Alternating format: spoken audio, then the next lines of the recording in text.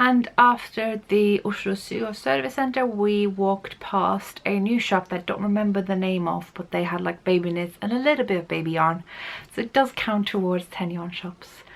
And then we proceeded to go to Pickles, which Mina had looked forward to a lot because it was kind of like one of her first early knitting experiences, as it was for me as well. I'm sure it was for a lot of young Norwegian knitters, because they do kind of profile themselves as, you know, the big needles, thick yarn or doubled yarn kind of thing.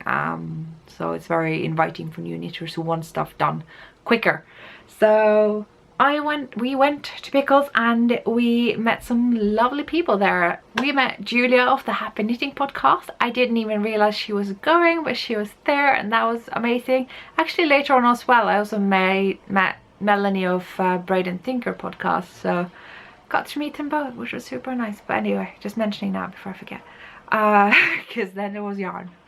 Oh, Pickles have really nice yarn. They come in like these big fat balls, and just so I control myself. I think if I lived in Oslo I'd probably be buying a lot more Pickles, but I just got these two because I already have quite a lot of them, and I figured if I get another two I'll have enough to make something sensible. So I did some calculations or whatever, and just, yeah, it's a bit kind of coming apart a bit. I don't have to explain why I got this color, I imagine. It's just perfection. This color is just perfection. It's got these little tweedy bits. It's not a very strong yarn because it's a single ply merino. It's non-superwash, so it's fairly frail, but I've held it double in my Impro sweater, and I love that sweater. I may consider trying doing a single knit with this. We'll see, but now I have more to knit with, so that's a good thing anyway. So that's Pickles merino tweed. It is a fingering weight yarn. I think it's like 400 meters, 380 meters per 100 gram. So there, got myself some more Pickles. I have a separate like vacuum bag just for Pickles yarn now. I'm kind of hoarding it a little bit, collecting it. It's a collection. I also got two grey ones because I have these like very stark purple balls and green ones. I thought about striping them together, but they are a little bit too close. I thought maybe a grey would help there. So don't know if I'm gonna combine the purple and the green still, but if I do or if I don't, the grey will play a part because that will tone things down a bit. And you always need grey. It's that color, greys and whites and blacks. You don't think you're gonna need them because you want colors in your knitting, and you do, but balancing, it's a balancing act. I have a lot of just like bland colors in my stash. You don't ever like long for them when you're out shopping, but if you're like planning something and you realize the kind of things that you used in the past that turn out alright, the neutrals, man. So suddenly something popped into my mind as I was in the shop. I realized I had been talking to Pickles way back when about their coming book, which has been out for a while now. They said that they wanted to send it to me to review it, and I said yes please. I do it in English and usually on YouTube. I hope that's fine. And they're like, yes, just wanted to send you the book, but no book arrived. And I just assumed they changed their mind. They can change their mind, it's fine. But as I was in the shop, I was like, what if it got lost? And I didn't say anything, and I just seemed like I was just being rude. So I realized the Pickles women were actually there as well, so we could sort it out there and then. It seemed like an easy thing to do. So I just said that just so you know, it didn't arrive. That's the only reason I never talked about it. And they looked into it and they were like, oh, the publisher never sent you the book. Here you go. So I got the book. It's Strikk, dine, farger. It's a Norwegian book, basically about knitting in colors that suit you. Dagny here is like a color expert. She does a lot of interior and stuff like that, and like making people choose colors. I know I just said a lot of nice things about Grace, but she would not approve. I don't think. She's all about the colors and you just choosing colors and choosing them well for your eye color in particular. I don't know if you remember, but I actually met her last year or the year before. I think it was last year. And she did this thing where she would look into everyone's eyes, everyone lined up, and find their color and give them a skein in that color. And I got burgundy. Didn't say anything, got burgundy, just because my eyes, they scream burgundy. They're blue, in case you didn't know. They go well with burgundy, apparently. Think like cooler reds are good for blue eyes. I don't know.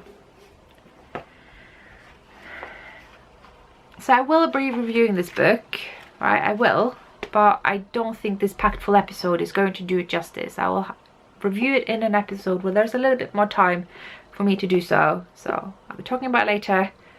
It's full of patterns and guidance for choosing colours for you and stuff and things like that. So yeah, more on that later. But yes, thank you so much, Pickles, for giving me that book. That was super kind, unexpected. Even though we talked about it, it was just kind of like, I just thought I set the record straight and got myself a nice book. So thank you so much. On our little yarn crawl, me and Mina popped by a bookshop on the way. If you don't know, most bookshops in Norway would have a considerable section for knitting books. It's the kind of primary place you go for knitting books, whereas I feel like in the UK I would primarily go to a yarn shop and then I would look into other bookstores like Foyles and Amazon and stuff like that. Whereas in Norway primarily you go to a brick and mortar bookshop and then the other yarn shops, and online follows. So I went in and I knew what book I was looking for, and it was there. My friend Birger, who is a stellar colourwork knitting designer in Norway, has published his first book with no other than Cappelen, which is a major publisher, and this book is right up my alley. We have a very comparable style. I would argue maybe Birger is a bit more elegant and obviously also caters to male knitters and recipients of knitwear. And there's I think we have a pretty like 100% queer representation on the front cover and in the book as well, so that's pretty cool. The designs are gorgeous. Here's Birger himself. He was actually wearing this jumper when he got to the festival on Sunday, which I didn't realize he would, because I was just seeing on Instagram like he was all over the place in Berge, our birthday and everything, so that was a nice surprise. So I mean, this book, we've talked about this book for a while, so I was already anticipating it and I knew it was going to be just super. Now that I have it, this is a good one. I mean, they've got a burgundy yoke in here, can't go wrong with that. This one I think is really cool. It's just very different, and these slippers blew my mind. I'm gonna have to knit these because I looked at them for a long time before I was like, oh, that's a cool construction. So I'll be looking into that. There's a lot of accessories in here, a lot of like things for the house, which I think is a great place to start with colourwork knitting. That's how I started. I got one of those Marius books and I just perfected that chart. And I knitted Marius on everything, like pot holders and stuff to like wrap around anything in your home that like a Norwegian home usually has. And also it's got a lot of mittens. A lot of mittens if you're into that sort of thing. I imagine that you are, since you're watching this thing. The back. So it does also have some things that are not color work. That he's used some cables in a hat and a shawl, no, a scarf, because Norwegian knitting does have cables. Traditionally they were mostly used on full costume socks and stockings, not so much in clothing, but he's taken those kinds of cables and put them on other things, which is exciting. He also has a bow tie and a tie.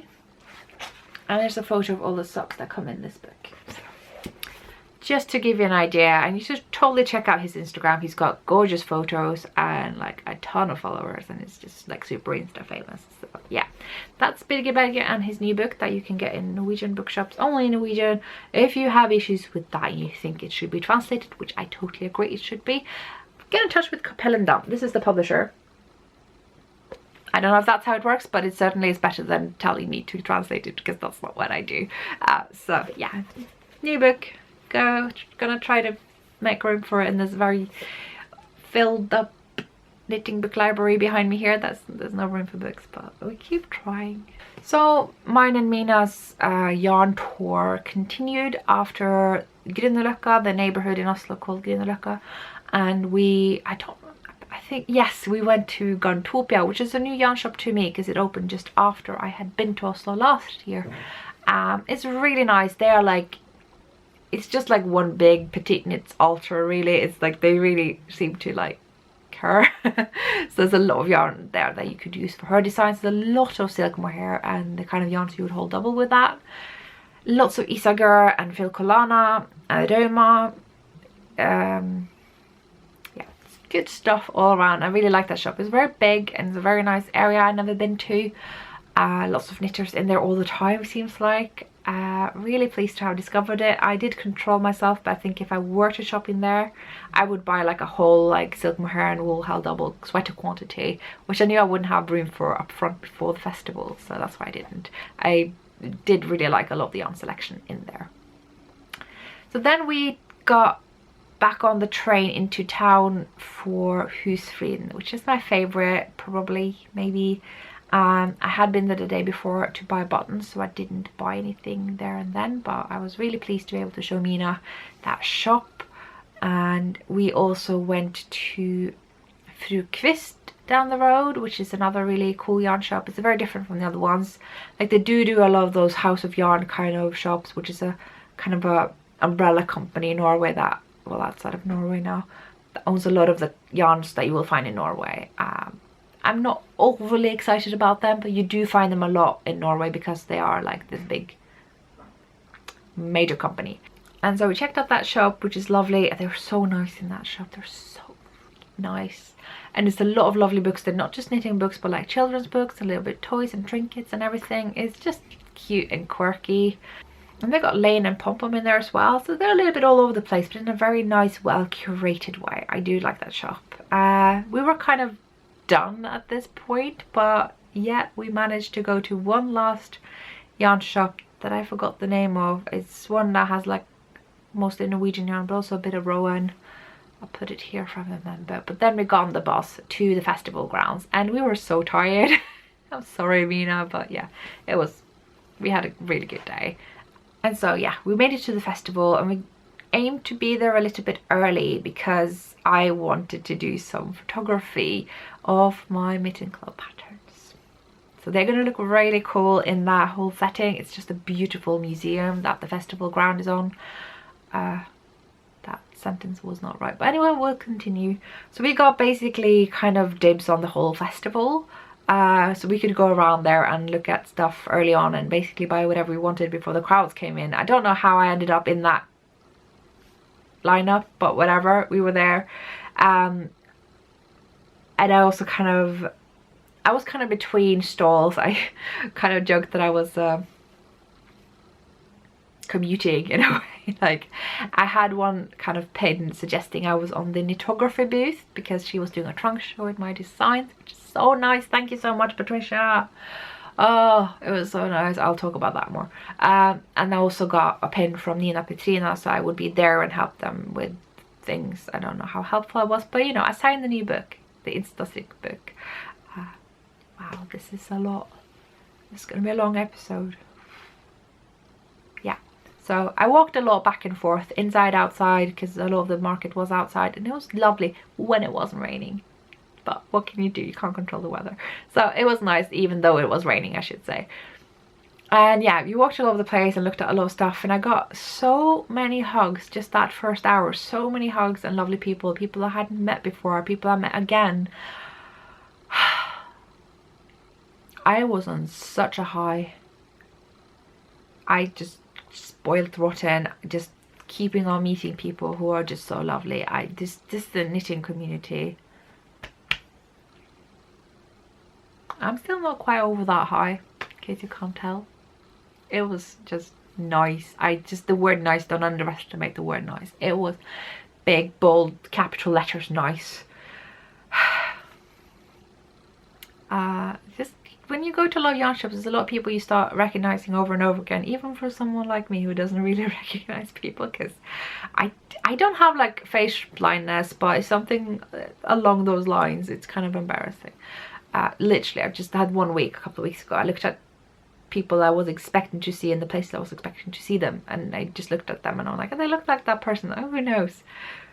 One of them was my cousin, who I've known since she was born, and she's now 20. That, yeah. But the festival.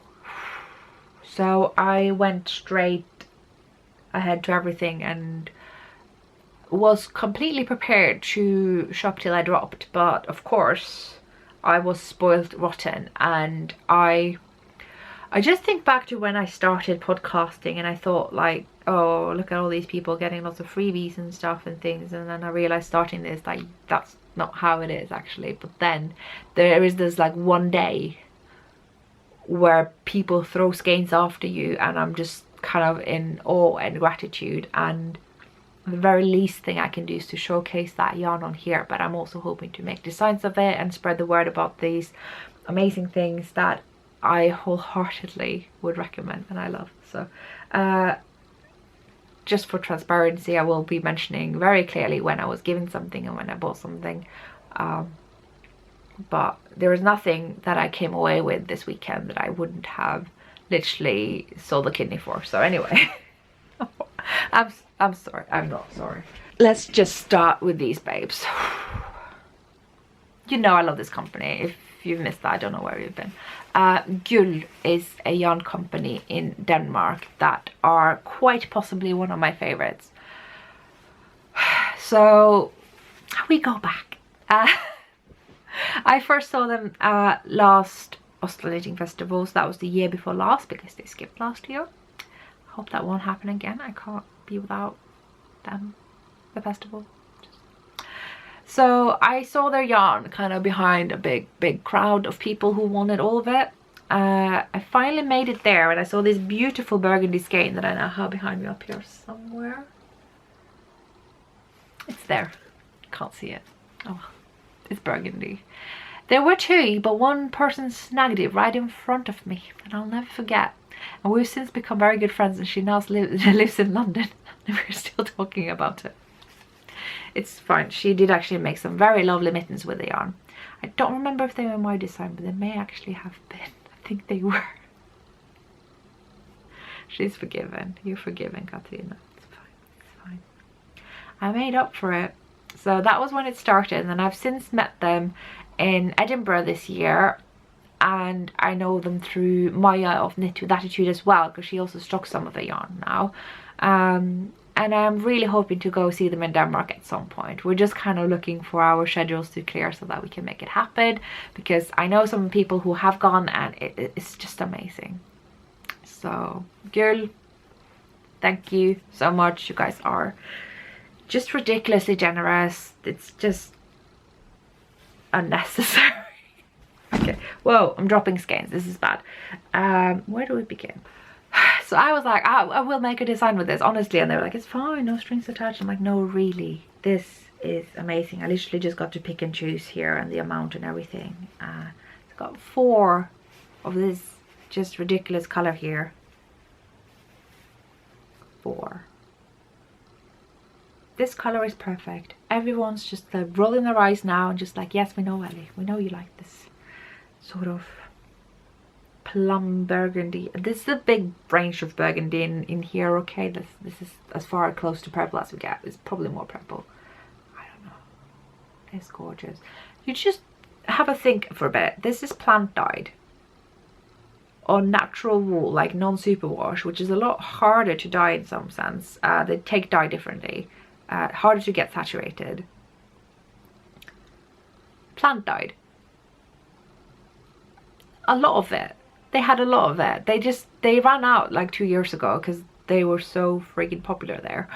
This time they had so much of plant dyed non-superwash yarn. I'm in awe.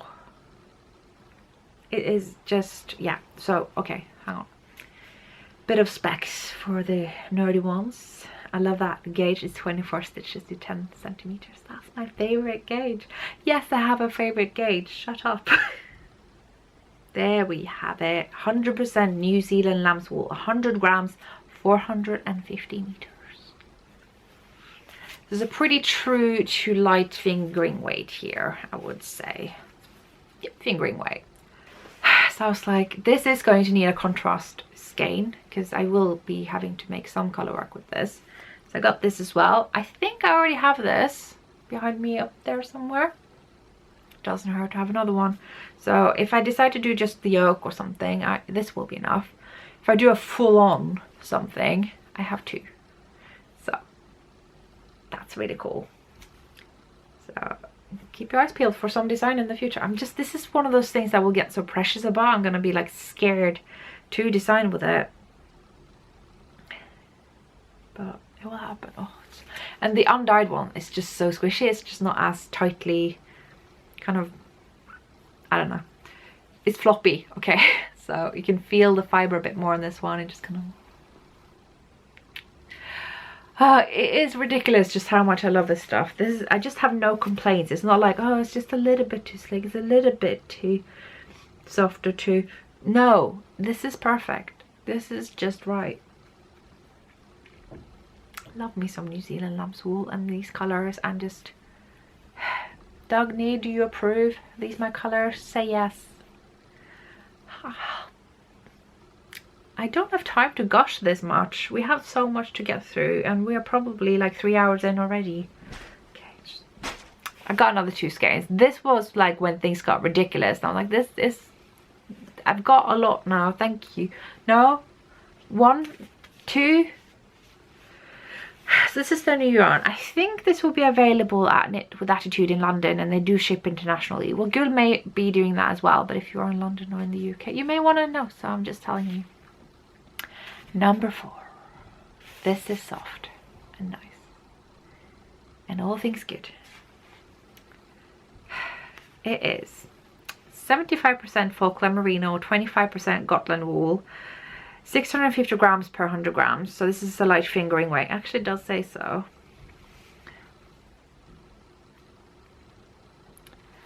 This is so nice.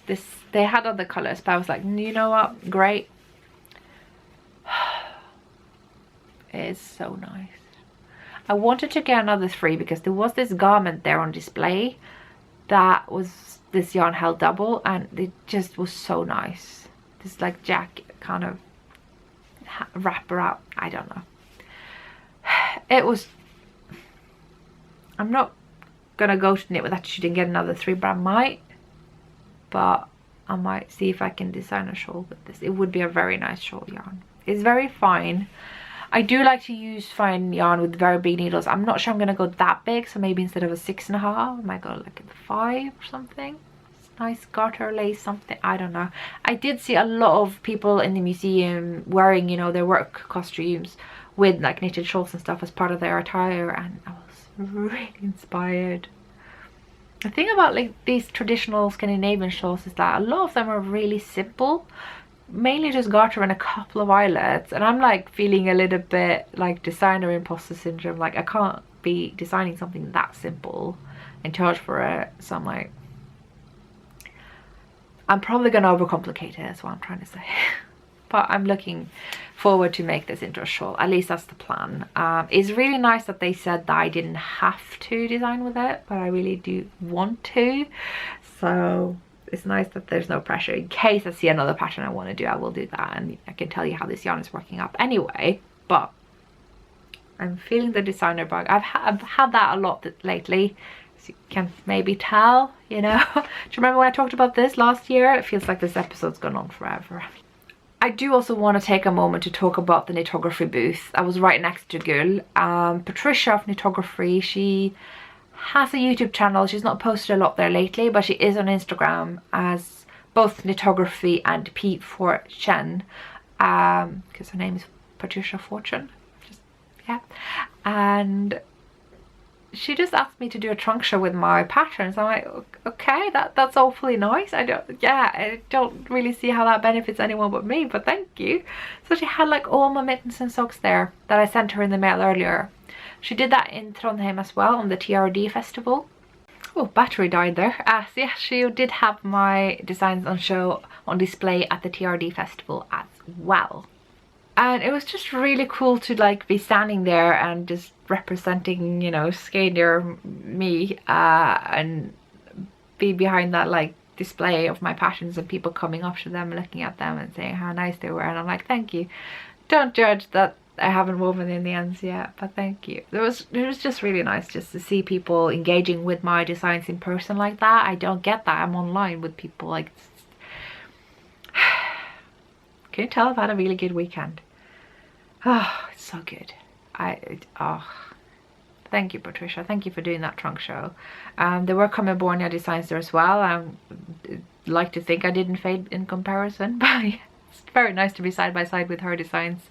And there were a pair of mittens there by Maya Carlson as well, who's, well, I have some books by there, at least two.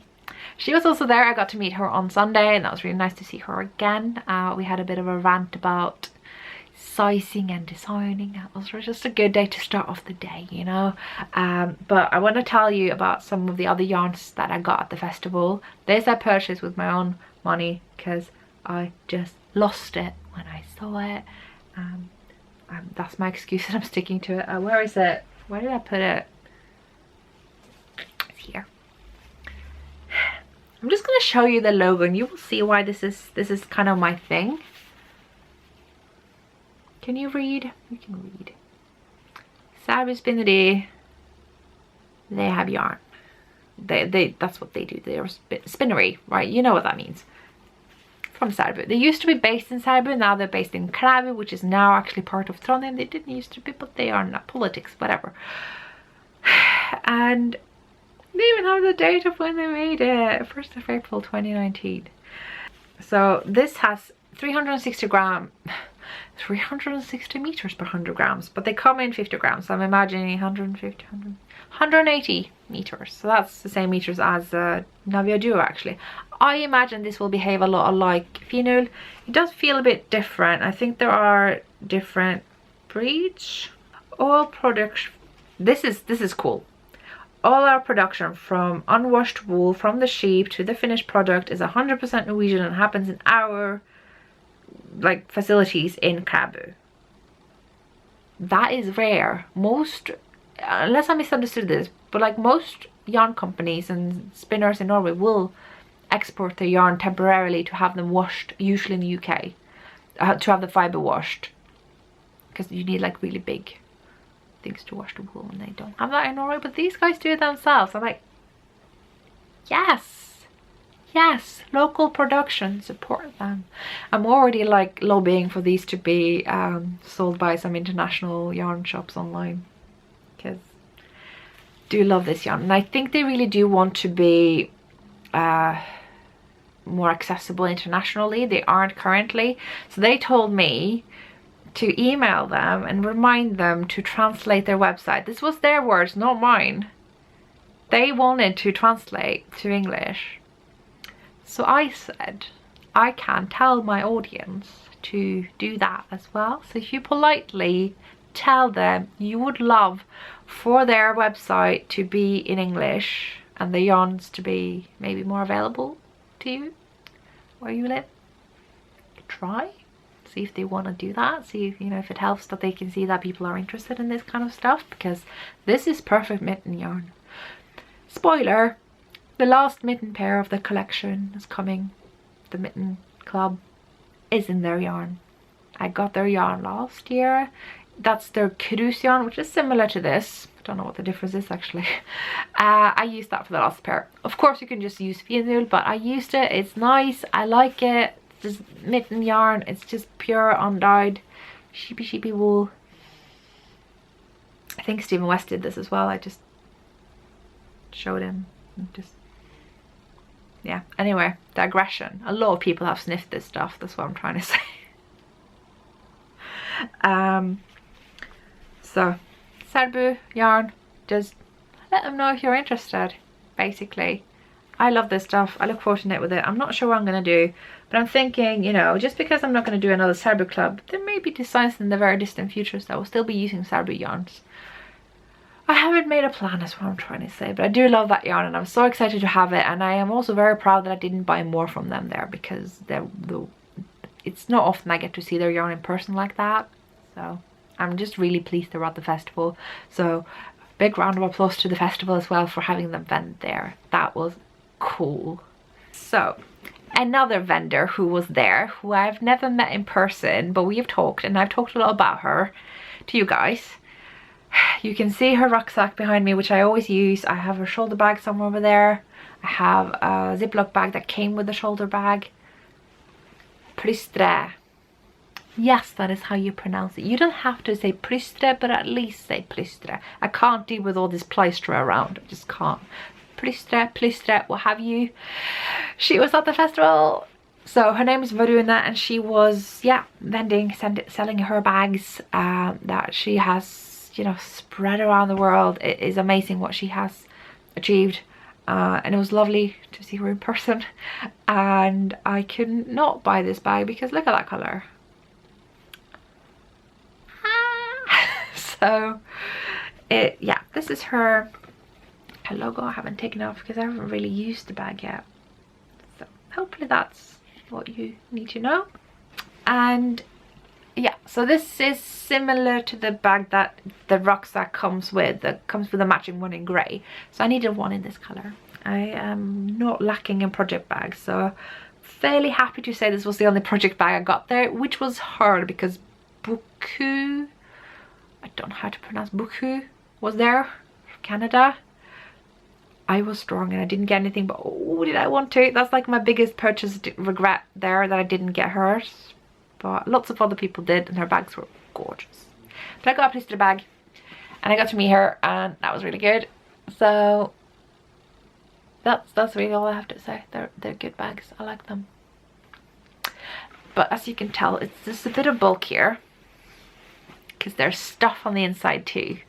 This is another one of those times when I got spoiled rotten at a different booth of someone I also finally got to meet properly. So just finishing up Plystre here, moving on to Lille Rille, who I have talked to a lot online, and I did see her vend in Oslo 2 years ago. I just didn't get to her yarn because it was so freaking popular.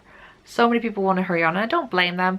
So I didn't get her yarn at the time, but we've gotten to know each other since, and I was like, yes, this is it. This is when I'm gonna get her yarn. So I picked up this like big sweater quantity. I'm gonna show you. So now that's that. Yeah, I'm sure I don't have this color. Well, so I'm just like, yep, there are 5 of them there. I'm gonna get all 5. That's what's happening. It's gonna be a sweater, probably enough. I don't know. Ready to pay. And she's like, do you remember that time we were talking about, you know, what maybe non-superwash yarns I could dye on, and you helped me out and gave me advice, and I said I was going to send it to you. Actually, the reason I didn't send it to you is because that yarn didn't happen. So I thought I would send you some other yarn, and the yarn I thought I would send you is what you have just picked out. And I'm like, in a mixture of like being grateful and floored and feeling very predictable. I'm sorry, I'm still not quite well, can't tell. Yeah, what was I, that sentence didn't get finished. Yeah, thank you. So I got given all this stuff, so that's gonna happen. It's gonna be a thing. I am also feeling like designing something here because I have a thing in my mind, and that's usually where it starts. I think I can see what this could become. We're talking sweaters here, we're talking crop top, we're talking something like that. I don't know exactly what. I could end up making some other people's designs as well, of course. And I'm looking forward to it because this yarn is nice. This is so nice. I don't know what it... I think it is superwash. It just doesn't feel like it. It is superwash. It's 100% superwash merino wool, 225 meters per 100 grams, DK weight, 4-ply. As in, it has 4-plies, not that it is a 4-ply weight. It feels so much more plump, and it feels like it's not really superwash. I don't know, maybe this is the same base that rosy green wools use. I don't know. I've just, oh, it's nice. This is really nice. So I'm going to show you her another skein fell to the ground. So I'm going to flatten out this so you can see her logo. This is her yarn, Lille Rille. You can find her on Instagram. She's got a website. She used to live in my hometown for a bit, so we have sort of, you know, talked reminiscent about that. But yeah. Also, did I mention she's got a degree in nanotechnology? Yeah, just this, I mean, fun fact. So yeah, that's this color. Can you just, no. I love this. I love this base. I really honestly can't believe it's superwash, but it feels really comfortable. I mean, you guys know I'm mostly the big proponent of like just commercial non-superwash yarns, but I also feel like stuff that I'm gonna have like kind of indoors that's a bit clingy, maybe sometimes nice to have slightly cooler yarns, which often superwash yarns can be. So I'm kind of just looking to expand my wardrobe into that territory as well, and I'm thinking this might be it. So stay tuned for what I'm going to make with it. I really don't know yet. But that's Lille Rille, 5 skeins. Thank you so much, Vilde. Thank you so much. This is lovely. I am so spoiled. That's not a controversial statement. That's just fact. Sorry, tripod. And I was fortunate to get to meet Katarina, who won the bag that I had a giveaway for in the last episode. And she had something for me too, which, what? That's not how giveaways work.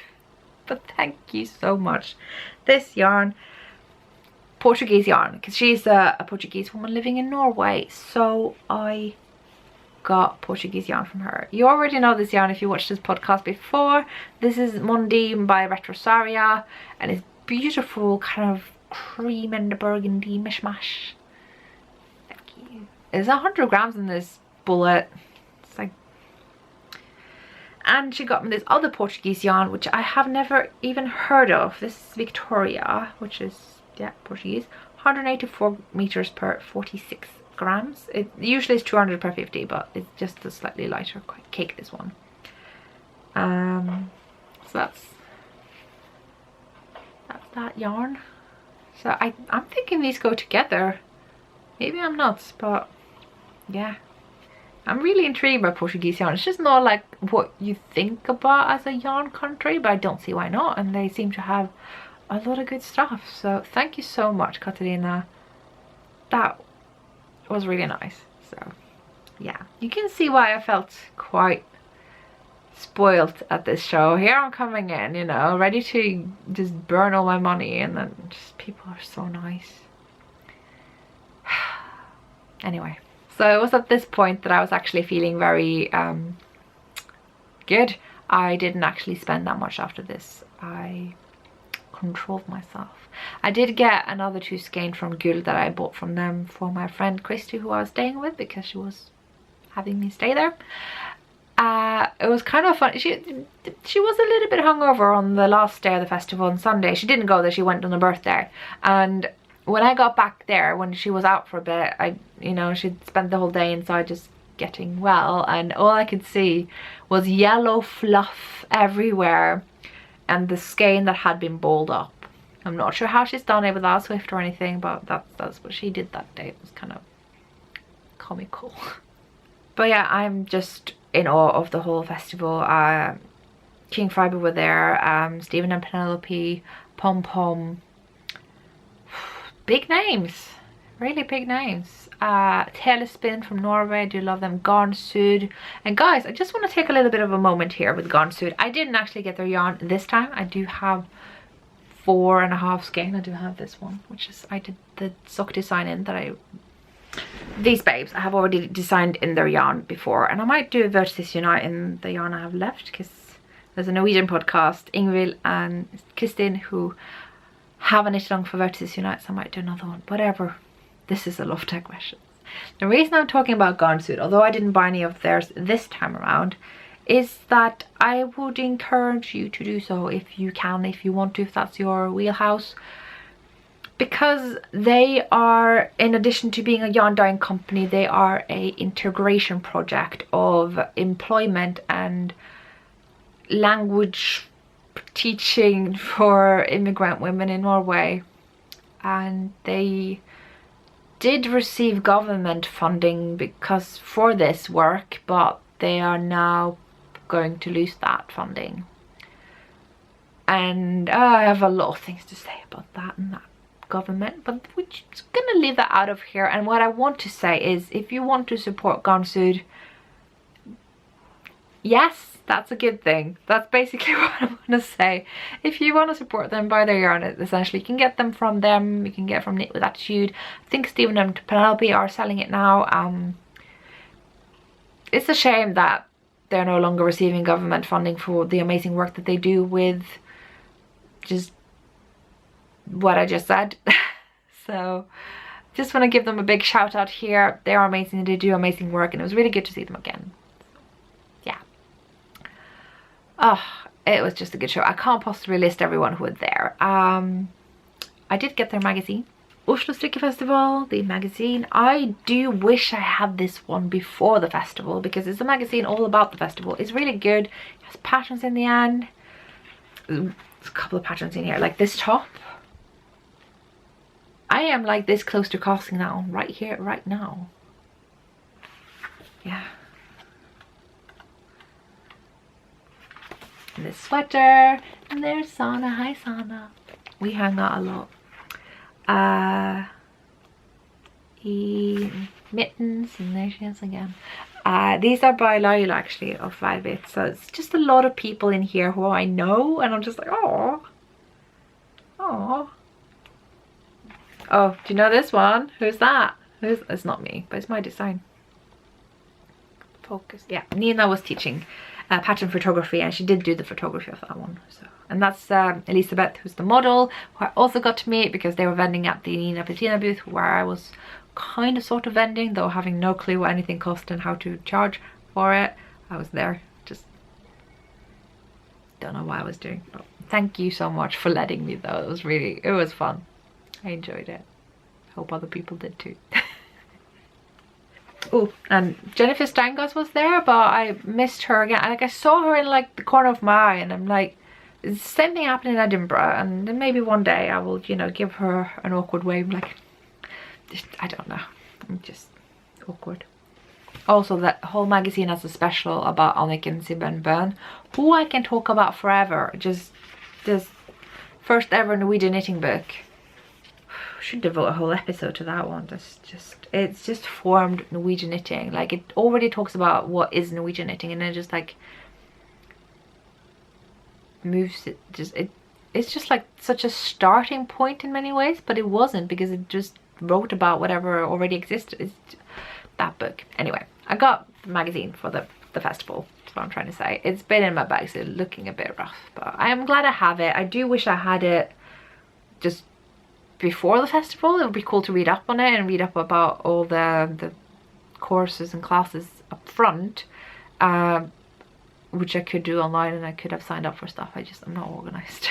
So I'm glad to have that. And then we went to the Rauma kind of fashion show party downtown. So I went with Mina of the Knitting Expat and Kristin of Strikketherapy. She's Ein Kopp Tetak on Instagram. We had some street food first, and then we queued up, and the first 100 who got into that show got a goodie bag. So more freebies for me, I guess. Got some Rauma yarn, got some Finull and some alpaca silk. Funny thing people don't realize is that Rauma has a lot of different yarns. They got superwash merino, they have alpaca yarns, they have silk mohair, alpaca silk apparently. They do a lot of different things. It's not just Finull, but Finull is just my favorite. I think it's their strongest kind of asset. We got some stitch markers with the festival logo, the kind of stitch markers I prefer, so I'm all for that. Did get a pattern as well, which I assume I'm supposed to make the hat in, and got this booklet. This is available in shops, I think. What? Got two. This is news. We didn't get any patterns. This is not a pattern book, this is just the lookbook. So it's all just basically photography, no patterns. Sad, super sad. I think a lot of people were really wowed by the show. It was like a proper fashion show with like singing and models and just lights and music and everything. That's not really my thing, so I wasn't really enjoying myself, but that's just personal. I think lots of people, like I said, were really amazed by it. We're like, damn, Rauma, whoa, that's, yeah. So just bear that in mind when I talk, because I'm just me. Personally, if I can leave one little nugget of negativity on that, is that I understand they want to like recreate the whole fashion experience with loud music, but it doesn't have to be so loud that it's actually dangerous. I think it depended on where you were sat, but where I was sat next to my friend, we both had this issue where we were literally like, ow, this is bad. This is not just like me being sensitive, this is just actually hearing damaging. So maybe tone it down just a smidge. I know it's supposed to be that whole experience, just saying, as someone who goes to metal shows, okay, it doesn't have to give you, you know, permanent ear damage. That's all. It was like it was clear that they'd gone all in with this thing, and I don't want to be like that voice of negativity, especially because like I was invited, I should say that I was invited by the festival, because we didn't get around to do the thing that I said that I was maybe going to do in the last episode, so that just didn't happen. Maybe, you know, next year. So that was super nice, and I had fun the whole time, like apart from the loud music. I did. And I think it's really cool in the sense that they are taking their designs to that level where they're showing it off like fashion, because, well, why not? It's clothes. It's what is, there's a huge knitting fashion movement, right? That's slow fashion, if you will. So yeah, go for it. I think that was really cool. But they used just models. All the people, there was a lot of people on that catwalk, and they all were super young, super slim, super tall. And there's nothing wrong with that. I want to see that on the catwalk, but there's also a lot of different age and body groups that I want to see. And I think if Rauma wants to be modern, if they want to take it in that direction of saying we're not just knitting, we are fashion, right? If that's really the direction they want to go, body diversity is the future. And I say that encompassing age diversity as well, and ethnic diversity, and just full on. They had ethnic diversity there, I will give them that. I'm really pleased to see that. But none of the garments fit the models. None of them. They were not made for anyone of that size. It was usually too big for them, and often just not their length proportions. It just was ill-fitting, and I'm not sure, maybe that is fashion, what do I know? I think, and I'm not saying this as like, oh, it's just so bad. It was great, it was fun, but I want Rauma to be great. I love Rauma, and I want Rauma to be the best it can be. And so my message of love for Rauma is, if you really want to take it to the next level, if you really want to go in that direction of saying this is fashion, this is not just Granny's hobby, which I'm like, I'm very much in defense of Granny's hobby. I'm like, she taught us this, she carried on this tradition, let's not bash Granny. But if they really want to like break out of that stereotype, the future is body diverse. That's really something that is happening in the wider fashion industry right now, is bigger company using different bodies, seeing different ages on the front cover. And so to see Rauma then trying to do what the fashion industry did yesterday, I'm like, that's not going forward. So, and the reason I want to see more body diversity is like, I want to see people like us up there, so that it makes sense what we're seeing. Like, why am I looking at these people and not just the clothing on a hanger? Because I want to see how they fit, and if they are all the same body type and very few of us are that body type, it's just not very helpful, really. So, and I think it doesn't have to cost money. You don't, if model agencies in Norway aren't really accommodating for this right now, well, do a contest on Instagram. Say, hey, if you win, you will get to be one of the models on the catwalk. I'm not saying we should work for free, but we would. You know, it doesn't have to, it can be a thing. You can make a big thing out of that where everyone gets to go up and be models. Like I saw, you know, the Do Through Loose book that came out at last year's Berge Knitting Festival. The models there were just people who the people who made the book knew and had model for them in the book and on the show. And that was really cool. They were gorgeous. Yeah. So that's my word of advice or whatever that nobody asked for, but I want to see more body diversity there. I was talking to a lot of other people at the show as well who were like, yes, it was great, but yes, you're that thing, yeah. There's a lot of opinions about that, so I know I'm not alone in that one, but overall the event was fun. And after the fashion show we actually got to see the garments, and they were all on hangers, and that was actually a lot more informative, which is saying something. We got to feel the fibers and see what they were made of and how they fit and try them on, and I was just there was this series of colorwork designs. I just loved the chart that they used, but they had mostly knitted it up in what I think was that silk alpaca yarn, so I would love to use that in Finull. And I think Rauma really needs to recognize what their strength is, and that's colorwork and traditional garments, and yes, doing new things with them with new fits like that one that they had there. And Finull, just use the pure wools, you know, they're great. And after that there was a quiz. Quiz by Sophie of Pom Pom and Katie of the Oslo Knitting Festival. She's arranged it the previous years. And that was fun. So I was on a group with some friends of mine there, and we nearly won. We were even with this other group, and then it came down to who were wearing the most knitwear on average, and we came in second there. So we didn't win, but we got a prize. I think, yes, this is a Viola Pom Pom mug, which I'm like, they're just up the road from here, and I got this all the way like in Oslo, but sure. So this is a well-traveled mug from London to Oslo to London. It's really cute. I do love mugs. I do seem to collect them a bit, so really pleased to win that. And I'm kind of glad we came in second at last, because if we had come in first we would have won prizes to go to Rauma, which I would have loved, but I don't have time for that. So I'm kind of pleased with the prize that we got. I am really pleased. I'm not kind of pleased. So yeah, I have a pretty good winning streaks on quizzes now, because I got the one in Socks on the Beach. That was 2 years ago, and then after that last year was Bergen. This year Oslo, which technically didn't win, but we kind of did. Not really. So, you know, it wasn't thanks to me or anything, but you should have me on your team.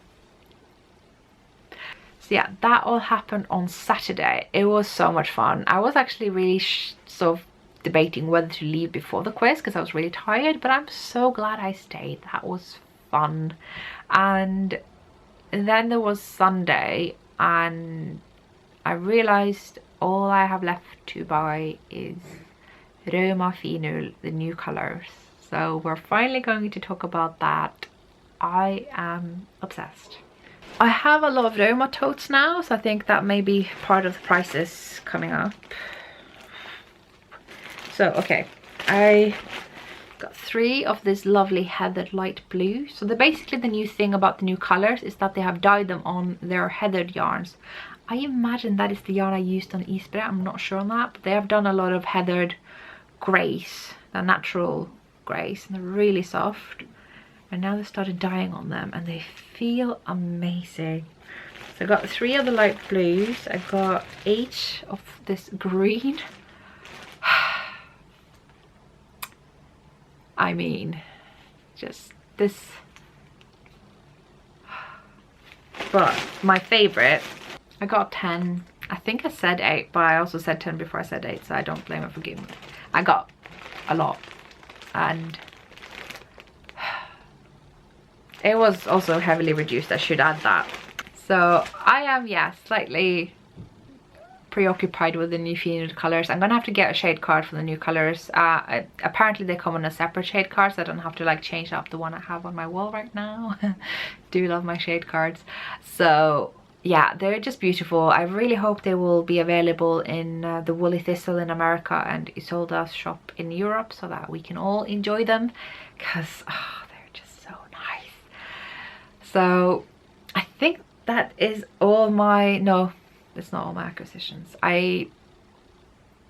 After Sunday, after the whole festival was over and I finally got back to Husfridens. That was yesterday. Me and Sana just hung out just to kind of step down the festival thing. You know, you can't just like end it abruptly. That hurts. So we had a bit of a, we went to one yarn shop and then we just went to 2 bakeries and stuffed our faces with buns and coffee and knitting. I picked up 4 last skates. I bought these with the little discount that we got from Rauma. This is Vams, that's the yarn I talked about in the beginning that I used for the mittens. Full circle, beginning to end. Yeah. So I am thinking of doing more mittens in this yarn because they are really fun. I'm not sure when that will happen or if that will happen, but at least I have the yarn, so it's just the thing that I'm thinking of doing. I just love the colors. They're already doing heathered Vams, so that's the red, the burnt red here. It's probably dyed on this grey. That's what I think. And just, yeah, really like them.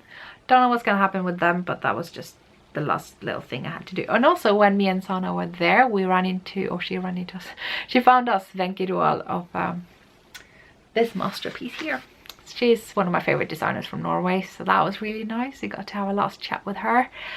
And that was my Oslo trip. I left after that day. I had really a journey back and forth Oslo London. It isn't always that easy, but this time was quite smooth.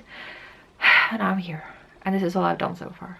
And now my yarn is full of room. My room is full of yarn.